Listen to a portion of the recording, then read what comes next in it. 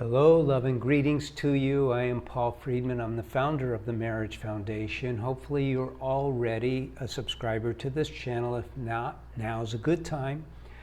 The information that I'm going to pass on to you is really positive. It's really helpful. It's really useful. We don't analyze people. We don't get into people's spaces. We use a very positive approach to help people heal their marriages. I've been doing this since 2001. I was a divorce mediator before I did this, and a couple asked me to help them save their marriage. So I did a deep dive into what marriage is all about. I'm not a psychologist, and I discovered that they have very little idea of what's going on in marriages. They look for what's wrong. How do we fix this? So your topic is, my husband is completely disengaged from our marriage. What can I do? And there's a lot you can do. And it's all positive. One thing I'm going to tell you right now, even though it's the most common pearl of wisdom out there, it's false. Do not talk to your husband about it. You don't need to. There's no need.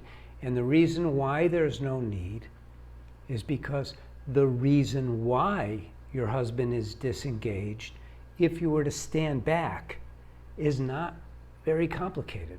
He's not a narcissist. He's not a bad guy. You're not a bad woman. It's not like that. What I discovered universally is that none of us know how to be married. Well, I now know, but I didn't in those days. And that's why there's so much divorce, because we learned marriage from the perspective of Western psych, which is all about what's wrong, as I mentioned before, instead of how do I have the marriage that I was looking forward to. Remember, you fell in love with your husband, right? He was engaged with you when that happened. He really admired you. He really appreciated you. He loved to sit with you. He would look you in the eye. He would compliment you. And you did the same thing. You were very engaged with him. You didn't complain.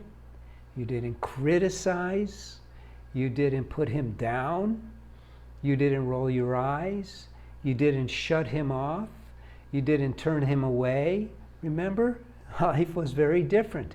And then there's this imaginary shift that supposedly takes place when we get married, right? Stop for a second, subscribe, and like the video.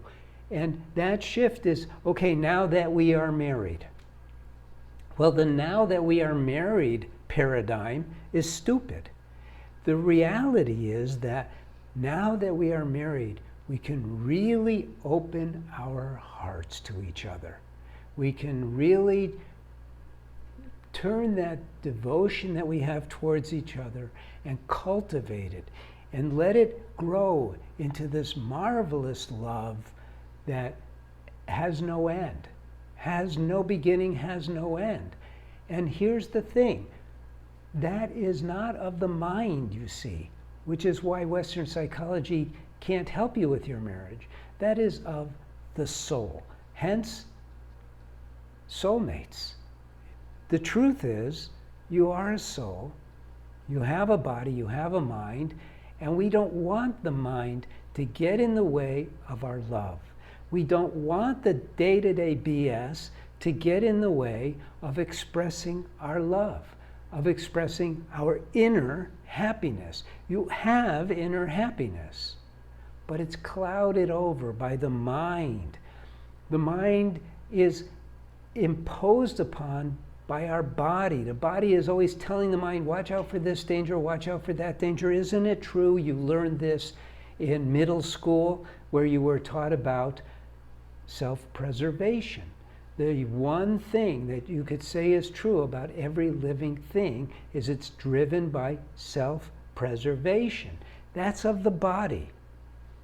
And so the mind carries that because we as human beings were never taught. We don't have to buy into the fear. We don't have to buy into anger. We can have our marriage based purely on love and devotion. Purely. Everyone goes, well, what about? What about? Well, what about?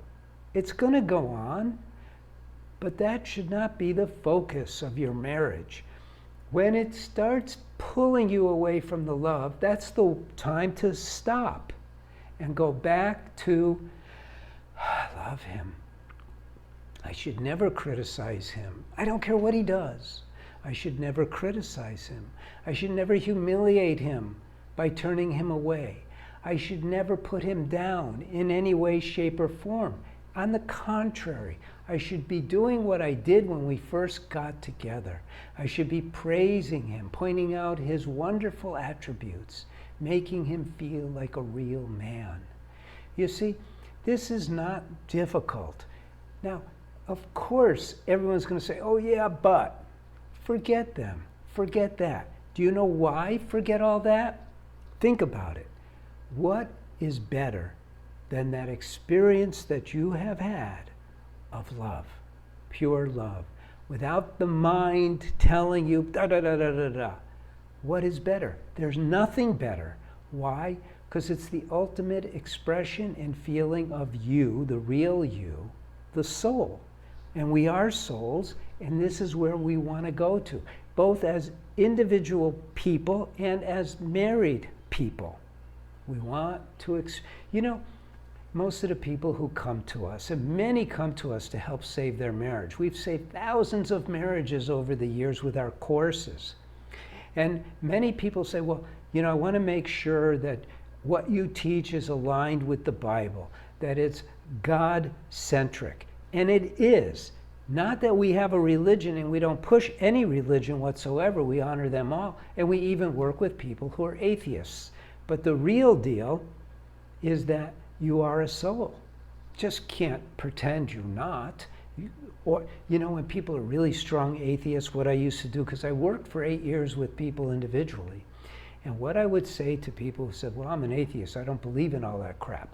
And I'd say, okay, how about consciousness? Yeah, okay, good. Your consciousness. The consciousness is pure. It's not imposed upon by the mind. That consciousness is love and joy. That's our true state of consciousness. But if you are a believer, as I am, and all of our marriage counselors here who will help you for free are, then know that, yeah, we believe in God, but we don't have to push God, any more than we have to push gravity. It is. But what we point out is that God loves us. We are his children. And he wants nothing more than for us to be in his joy. That's why he created us in his image. Joy, love, wisdom, awareness. That's his image, not fingers and toes. And so we want to transform our marriages. And by the way, if you're having a tough time in your marriage, take a look at our courses and see, because it'll help you so much. He wants us to have the most unbelievably happy marriage imaginable. That's why he created marriage. Marriage, I call it the sacred space of marriage. It's filled with love and joy, but we need to know how. We need to know how to filter out the garbage, how to move aside from the impositions of the world around us. The world around us doesn't want us to be happy. Our friends don't even want us to be happy. They always want to hear the juicy gossip. But you want to be happy, and you deserve to be happy. Your primary relationship is with God and with your husband. And you have the ability. You just don't know how. And that's what we're here for, to teach you. Learn to love your husband unconditionally. And trust me, he will become engaged with you once again in ways that transcend any hope you ever had, far beyond anything you ever hoped for. We see it all the time.